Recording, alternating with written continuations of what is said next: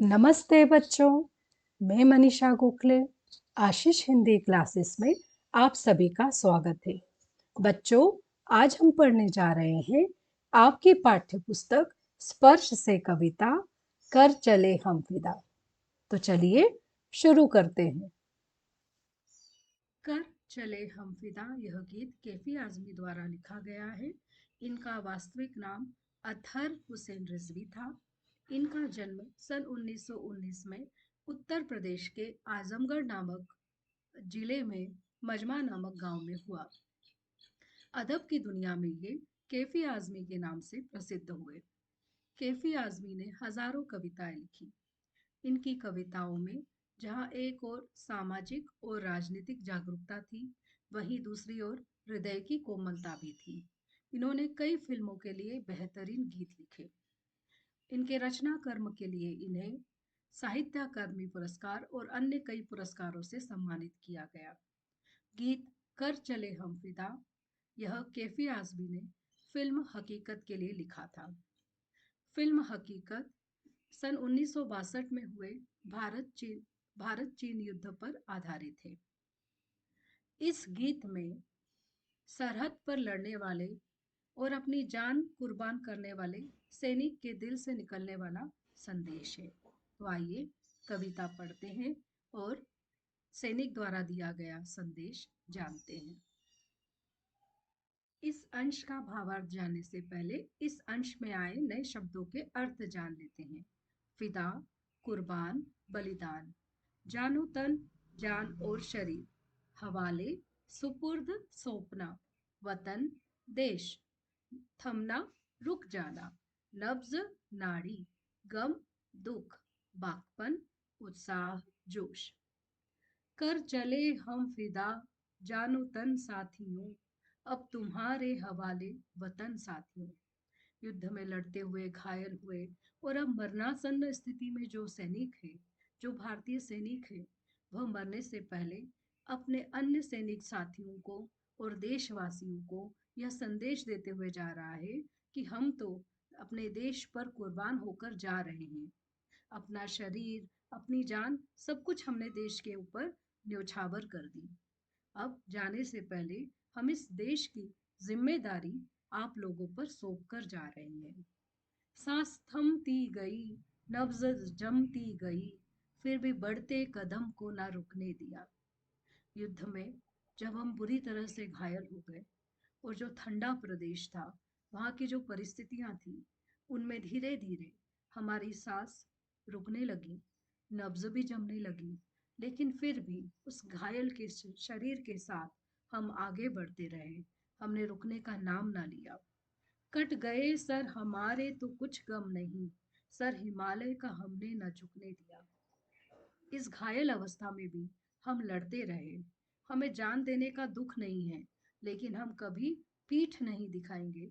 दुश्मन का से लड़ते रहेंगे और इस लड़ाई में अगर हम शहीद भी हो गए तो इस बात का हमें दुख नहीं है। हमें इस बात का गर्व है कि लड़कर हमने देश के सम्मान की रक्षा की, ना कि पीठ दिखाकर देश को लज्जित किया। मरते मरते रहा बाकपन साथियों, अब तुम्हारे हवाले वतन साथियों। आखिरी जान, आखिरी दम तक हमारे मन में वही जोश, वही उमंग, वही उत्साह था और वही देश प्रेम था। और अब जब हम जा रहे हैं तो इस देश को आप सबके हवाले करते हुए जा रहे हैं। इस देश की जिम्मेदारी आप देशवासियों पर है।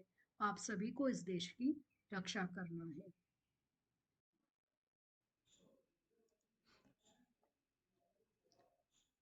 आगे की इन पंक्तियों का भावार्थ जानने से पहले इस अंश में आए नए शब्दों के अर्थ जान लेते हैं। मौसम, ऋतु। रुत, मौसम, ऋतु। हुस्न, सुंदरता। इश्क, प्यार, प्रेम। रुस्वा करना, अपमानित करना। खून, खून। जिंदा रहने के मौसम बहुत हैं मगर जान देने की रुत रोज आती नहीं। यहाँ पर जो सैनिक है, जो संदेश दे रहा है देशवासियों को, वो कह रहा है कि जीवित रहने के लिए या जीवन का आनंद मनाने के लिए तो कई चांस मिलते हैं, कई मौके होते हैं, हमारा बर्थडे होता है जिसे हम सेलिब्रेट करते हैं, हमारी एनिवर्सरी होती है जिसे हम सेलिब्रेट करते हैं, हम हमारे जीवन में कुछ अचीवमेंट पाते हैं तो उसे सेलिब्रेट करते हैं। तो ये जो जीवन है उसका तो आनंद हम मनाते ही रहते हैं, कुछ ना कुछ बहाने ढूंढते ही रहते हैं सेलिब्रेशन के। लेकिन जान देने की या किसी पर कुर्बान होने का चांस ऐसे ही नहीं मिलता है, कभी कभी मिलता है। ऐसा मौका कभी आता है कि जब हमें बलिदान देना हो, तो तब हिचकना नहीं चाहिए, रुकना नहीं चाहिए, बलिदान दे देना चाहिए। हुस्न और इश्क दोनों को रुसवा करे वो जवानी जो खून में नहाती नहीं। अपने प्रिय या प्रेमी की रक्षा के लिए अगर कोई जवान व्यक्ति अपना खून बहा नहीं सकता है, अपनी जान को दांव पर नहीं लगा सकता है, तो यह प्रेम का अपमान है। सच्चा प्रेम वही है जो अपने प्रियकर की रक्षा के लिए अपनी जान पर खेल जाए। और अगर हम देश प्रेम की बड़ी बड़ी बातें करते हैं, अपने देश से प्रेम करते हैं, तो सच्चा प्रेम कब आप दिखाएंगे? जब आप देश के लिए कुर्बान होने के लिए भी तैयार हों। आज धरती बनी है दुल्हन साथियों, अब तुम्हारे हवाले वतन साथियों। तो आज जो घायल सैनिक हैं, उनके शरीर से जो खून बह रहा है, उससे जो पूरी धरती है वो लाल रंग की हो गई है। और उस लाल धरती को देखकर सैनिकों को ऐसा लग रहा है कि ये धरती दुल्हन बन गई है।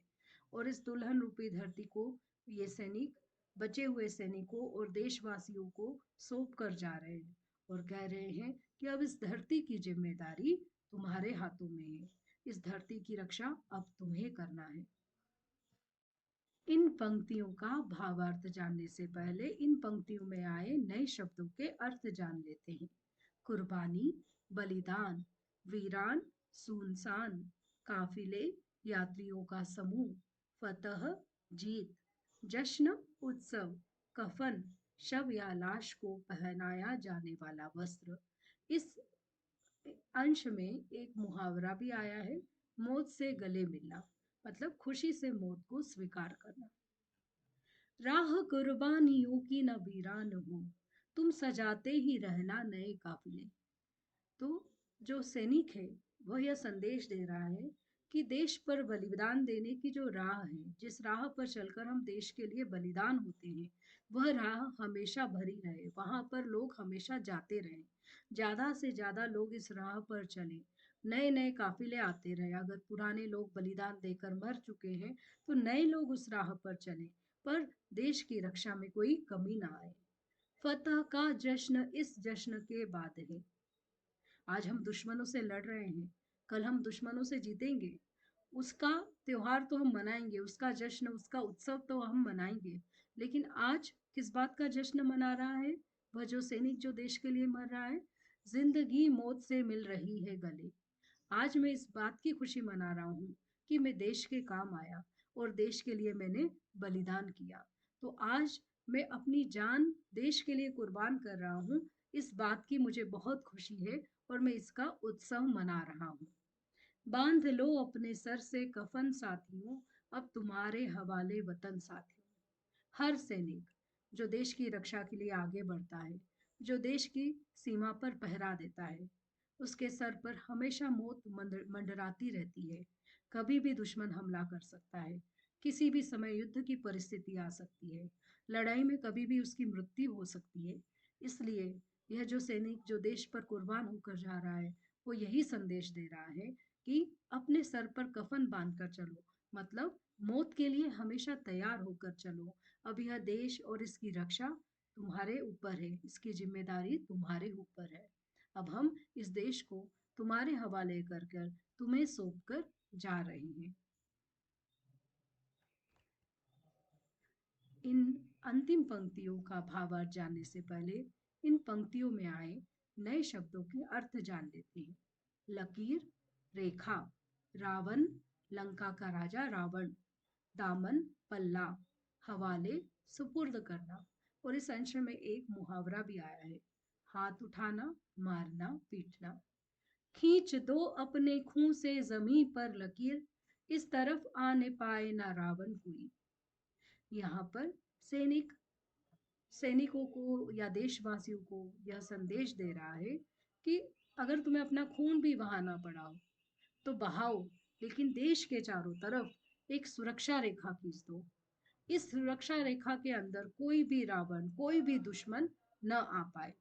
तोड़ दो हाथ अगर हाथ उठने लगे, छू ना पाए सीता का दामन कोई। यह देश की धरती सीता के समान है। इस पवित्र धरती को कोई अगर हाथ लगाए, इस धरती पर कोई अगर अपना हक जमाए, तो ऐसे दुश्मनों के हाथ तुम तोड़ दो। किसी की भी हिम्मत नहीं होना चाहिए, किसी का भी हाथ हमारे देश के ऊपर गलत तरीके से उठना नहीं चाहिए।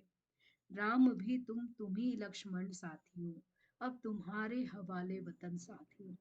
इस देश के लिए, इस देश रूपी सीता के लिए राम भी तुम ही हो और लक्ष्मण भी तुम ही हो। तुम्ही को इस देश की रक्षा करना है, और अब हम इस देश पर कुर्बान होकर जा रहे हैं, और इस देश की रक्षा की जिम्मेदारी तुम्हारे ऊपर सौंप कर जा रहे हैं। बच्चों, आपको मेरा यह वीडियो कैसा लगा? कमेंट्स में ज़रूर लिखिएगा।